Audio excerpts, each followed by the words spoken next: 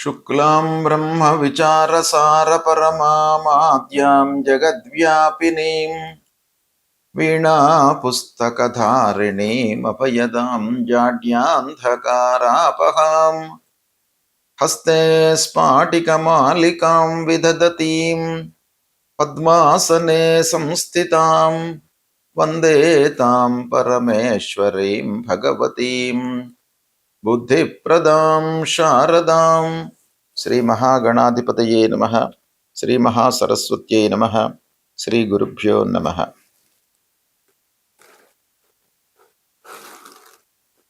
ఖండగ్రాస చంద్రగ్రహణము 28 August 2026 శ్రావణ శుక్ల పూర్ణిమ శుక్రవారం రోజున సంభవిస్తుంది. ఈ గ్రహణము శతభిష నక్షత్రం కుంభరాశిలో సంభవిస్తుంది. ఇది ఖగోళ శాస్త్రపరంగా మనం చూసినట్టయితే పాక్షిక చంద్రగ్రహణము, అంటే పార్షియల్ ఎక్లిప్స్ అన్నమాట. ఈ గ్రహణము భారతదేశంలో కనబడడం లేదు కనుక గ్రహణానికి సంబంధించినటువంటి విధి విధానాలను మనము భారతదేశంలో ఉన్నటువంటి వాళ్ళము ఆచరించవలసినటువంటి అవసరం లేదు. ఎందుకంటే ఈ గ్రహణము సంభవిస్తున్నటువంటి సమయం లోపల చంద్రుడు అస్తమించి ఉన్నాడు భారతదేశంలో కనుక ఈ గ్రహణము భారతదేశంలో కనబడదు కనుక మనము పాటించవలసినటువంటి అవసరము లేదు. అయితే ఖగోళ పరంగా ఈ సంఘటన, ఈ గ్రహణము అనేటువంటి ఒక ఘటన జరుగుతోంది గనక విభిన్న ప్రాంతాలలో ఉన్నటువంటి వాళ్లకు వాళ్ళ లోకల్ టైం ప్రకారంగా గ్రహణము దృగ్గోచరము అవుతోంది. అయితే మన ఇండియన్ స్టాండర్డ్ టైం ప్రకారంగా చూసినట్టయితే ఈ గ్రహణము ఉదయం 8:04 ప్రారంభమయ్యి మధ్యాహ్నం 12:30 ముగుస్తుంది. అంటే ఉదయం పూట చంద్రగ్రహణము అనేటువంటిది సంభవం కాదు, అంటే మనకు కనబడదు. అయితే మొత్తం గ్రహణము 3:17 ఉంటున్నది. ఎక్కడైతే చంద్రుడు కనబడుతూ ఉంటాడో ఆ ప్రాంతాలలో ఈ గ్రహణము దృగ్గోచరం అవుతుంది, అక్కడ కనబడడానికి అవకాశాలు ఉంటాయి. అయితే ఈ 28 ఆగస్టు 2026 రోజున వచ్చేటువంటి గ్రహణము భారతదేశంలో కనబడదు. అయితే గ్రహణము కనిపించే ప్రాంతాలను గనక మనం చూసినట్టయితే అమెరికా ఖండంలో గ్రహణం కనబడుతుంది, యూరప్లో ఎక్కువ భాగంలో కనబడుతుంది, ఆఫ్రికా ఖండంలో కనబడుతుంది, అట్లాంటిక్ మహాసముద్రం పైన ఈ గ్రహణము గోచరమవుతుంది. తర్వాత పశ్చిమ ఆసియాలో కొన్ని ప్రాంతాలలో ఈ గ్రహణము కనిపిస్తుంది. అయితే మళ్ళీ కూడాను చెప్పేది ఏంటంటే భారతదేశంలో ఈ గ్రహణము కనబడదు కనుక విధి విధానాలను పాటించవలసినటువంటి అవసరము లేదు. అయితే ఈ గ్రహణము శతభిష నక్షత్రం కుంభరాశిలో సంభవిస్తుంది గనక ఈ కుంభరాశిలో సంభవిస్తున్నటువంటి గ్రహణము 12 రాశులలో జన్మించినటువంటి వారికి, మేషము నుండి మీనరాశిలో జన్మించినటువంటి జాతకులకు ఎలాంటి ప్రభావాన్ని ఇస్తుంది అనే విషయాన్ని మట్టుకు మనము తెలుసుకోవాలి. ఎందుకంటే గ్రహణ గోచారము గ్రహణము సంభవించిన రోజు నుండి 6 మాసాల వరకు దీని యొక్క ప్రభావం ఉంటుంది అని శాస్త్రం చెప్తోంది.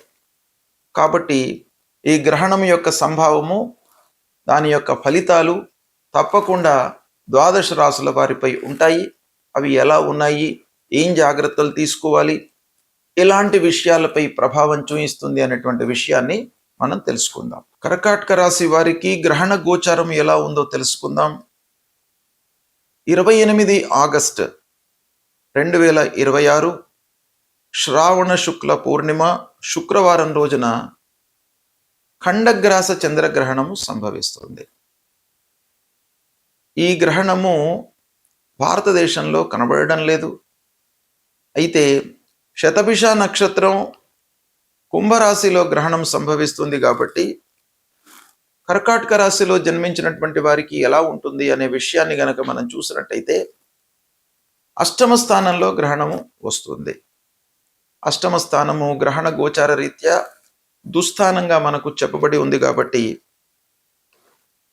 ముఖ్యంగా మనము ఆరోగ్యపరమైనటువంటి సమస్యలు గ్రహణం మూలకంగా తలెత్తే సూచనలు ఉన్నాయి. కాబట్టి ఆరోగ్యానికి మీరు ప్రథమ ప్రాధాన్యత ఇవ్వాలి. అనుకోని ఖర్చులు ముందుకు వస్తాయి. ఫోర్స్డ్గా మనము రిపేర్లు చేయవలసినటువంటి ఆగత్యం ఏర్పడుతుంది. వాహనముల రిపేరే కానివ్వండి, ఇంటి మరమ్మతులే కానివ్వండి, తప్పని పరిస్థితిలో చేయవలసి వస్తుంది. ఓవరాల్గా వాహనముల విషయంలో మట్టుకు మీరు జాగ్రత్త వహించాలి.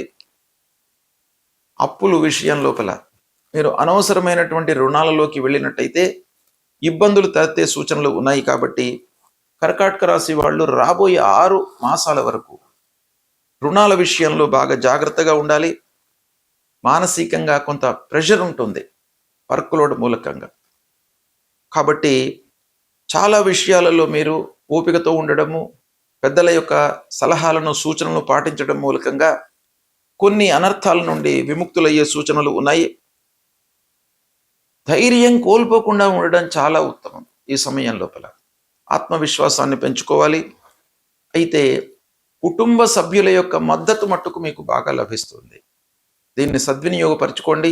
పాక్షిక చంద్రగ్రహణము శ్రావణ శుక్ల పౌర్ణిమ శుక్రవారం 28/8/2026 రోజున శతభిష నక్షత్రం కుంభరాశిలో సంభవిస్తుంది. అయితే భారతదేశంలో ఇది దృగ్గోచరం కాదు కనుక విధి విధానాలను మనము పాటించవలసినటువంటి అవసరం లేదు. ధర్మశాస్త్రం ప్రకారంగా మనకు కంటికి గ్రహణము కనబడితేనే మన సాంప్రదాయం ప్రకారంగా శాస్త్రాలలో చెప్పినటువంటి నియమాలను పాటించాలి. కాబట్టి మనము ఈ గ్రహణం కనబడడం లేదు కనుక దానాలు కానివ్వండి, నదీ స్నానాలు కానివ్వండి, హోమాలు కానివ్వండి, జపాలు కానివ్వండి, గురుముఖత మనకు బోధించినటువంటి మంత్రాలు కానివ్వండి, ఇవన్నీ కూడాను నిత్యం చేసుకోవడంలో తప్పులేదు. కానీ గ్రహణానికి ప్రత్యేకంగా కొన్ని చెప్పబడి ఉన్నాయి కాబట్టి దృగ్గోచరము లేనప్పుడు ఇవి పాటించవలసినటువంటి అవసరం లేదు. అయితే గోచార ఫలితాలు అంటే గ్రహణం సంభవిస్తున్నటువంటి రాశి నక్షత్రం ప్రకారంగా కొన్ని రాశులలో జన్మించినటువంటి వారికి అధమ ఫలితాలు ఉంటాయి. అంటే ప్రతికూలమైనటువంటి ఫలితాలు రాబోయే 6 మాసాల వరకు ఉంటాయి అని మనకు శాస్త్రం చెబుతుంది. వాటిలో ముఖ్యంగా మన జన్మరాశి నుండి జన్మస్థానంలో, ద్వాదశ స్థానంలో, అష్టమ స్థానంలో, అర్ధాష్టమ స్థానంలో గ్రహణము సంభవించినట్టయితే ఫలితాలు ప్రతికూలంగా ఉంటాయి. కాబట్టి వీళ్ళు ప్రత్యేకంగా గ్రహణానికి సంబంధించినటువంటి పరిహారాలు చేసుకోవాలి. ముఖ్యంగా రాహువుకు సంబంధించినటువంటి పరిహారాలు. అధిష్టాన దేవత అమ్మవారిని పూజించడము, నాగదేవాలయానికి వెళ్ళడము, గ్రహణానంతరము శివారాధన చేయడము, ఇవి చేయడం మూలకంగా మీకు గ్రహణంతో ఏవైతే దుష్ప్రభావాలు ఉన్నాయో వాటి నుండి విముక్తులవుతారు.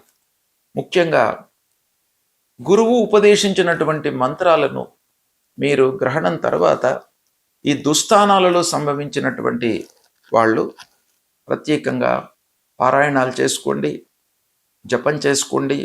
తప్పకుండా మీకు మంచి ఫలితాలు కలుగుతాయి. శుభం.